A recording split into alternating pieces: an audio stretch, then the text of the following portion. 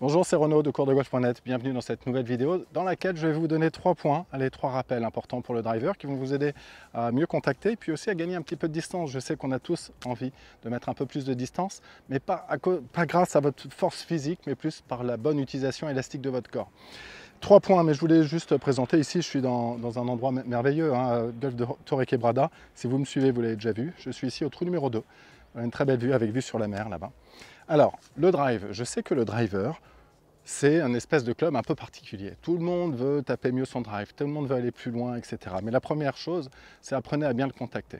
Et une fois que vous apprenez à le bien contacter, vous allez pouvoir améliorer un petit peu la distance, un petit peu la vitesse. Et on a quelques moyens pour ça. Alors la première chose, j'ai 3 points. Je vais vraiment organiser cette vidéo autour de 3 points, de manière à ce que vous puissiez prendre une note et faire ça. La première chose, c'est la position de départ. Le driver est un club qui est puissant, qui est long et qui demande une position plus précise à l'adresse, de manière à pouvoir contrôler cette phase de club. Je le rappelle souvent, vous ne contrôlez pas avec les mains et les bras le club. Une fois que je suis dans mon swing, je cherche juste ici à laisser passer la vitesse, à dérouler entre guillemets le plus librement possible avec les bras et les mains. Donc si ce n'est pas les mains qui contrôlent la tête de club, qu'est-ce que c'est? Eh bien c'est l'équilibre du corps. C'est-à-dire que si est-ce que ça vous arrive? Dites-moi dans les commentaires si ça vous arrive de ne pas arriver au finish et de sentir que vous perdez l'équilibre, que ce n'est pas possible pour vous de terminer au finish parce que je termine toujours soit un petit peu déséquilibré vers l'avant, soit vers l'arrière, comme ça. Ce qui est tout de suite un témoin de faiblesse. Vous ne pouvez pas être déséquilibré. Si vous regardez les champions à la télé, vous allez voir qu'un des grands points communs de tous les champions, c'est cet équilibre. C'est que ces champions ici, dès qu'ils font des swings, ils gardent leur équilibre. J'ai mis de la vitesse volontairement, mais j'ai mis de l'équilibre. Et vous allez comprendre que cet équilibre, c'est le principal élément qui va vous permettre de contrôler la tête de club, bien avant votre aptitude à contrôler vos mains. C'est comme un manège.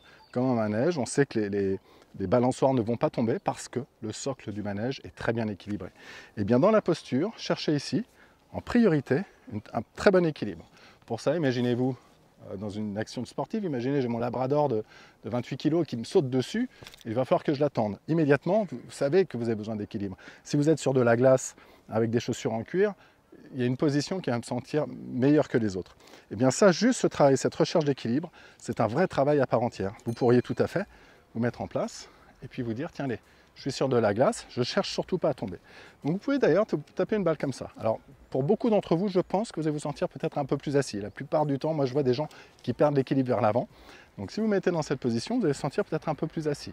Donc je me mets en place et je cherche à swinguer comme si j'étais sur de la glace. Là je sens que si j'étais sur un sol très glissant, je pourrais peut-être m'en sortir. Voilà, comme ceci.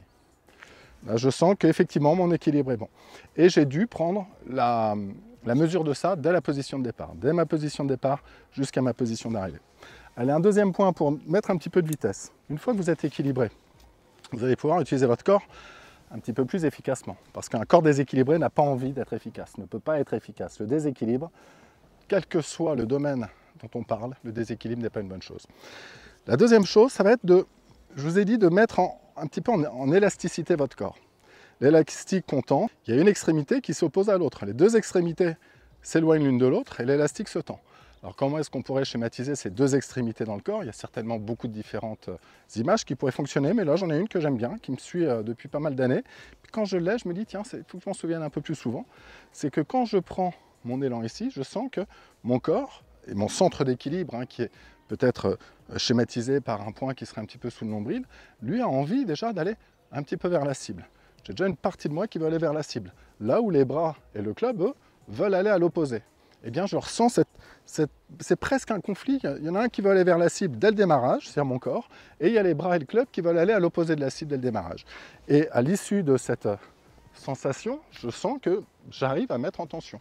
Alors si vous avez tendance à vous déplacer comme ça, ou à faire glisser votre corps, ou à avoir que les bras et pas de rotation, vous n'allez pas avoir cette sensation. Donc recherchez cette sensation que le haut du corps et les bras veulent aller à l'opposé de la cible, mais que le bas du corps, lui, veut quand même aller vers la cible dès le démarrage du club. Donc je me mets en place, et là je sens qu'effectivement, mon corps se tend comme un élastique. Ouais. Pas mal. Alors j'ai juste rajouté cette sensation, je ne cherche pas à taper plus fort. Je cherche juste à rajouter cette sensation de tension. Et là, je sens qu'il y a une espèce de fouet élastique qui se fait tout à fait naturellement. Et le dernier point, eh bien, c'est le finish. Comment est-ce que je vais adapter mon finish? Alors pareil, quand on veut mettre de la vitesse, bien souvent, ce qui se passe, c'est qu'on le fait au détriment de la stabilité de l'équilibre. C'est-à-dire qu'on voit des joueurs ici qui investissent énormément leur corps et qui en perdent leur équilibre en cours de partie. Donc ce qui est très important, c'est de ressentir que votre équilibre sera bon jusqu'à l'arrivée, ici. Et pour que l'équilibre soit bon, je veux que vous retrouviez dans une position quasiment debout. Quasiment debout. Ce qu'on évite surtout, c'est ça. Vous voyez, ce que je veux, c'est de laisser passer les mains et je sens que je suis dans une position équilibrée. Encore une fois, comme si j'étais sur la glace. Je dirais que c'est le même conseil que le numéro 1, mais avec un petit peu plus d'attention à la fin du geste. Allez, je vais rechercher donc cet équilibre à l'adresse. Je cherche cette mise en tension de l'élastique et surtout l'équilibre à la fin. Et voilà trois bonnes idées à travailler au practice. Vous pouvez faire une vingtaine de balles comme ça. Ça devrait fonctionner pas mal. Je suis très bien équilibré à la fin. Une très agréable situation, ma balle est bonne.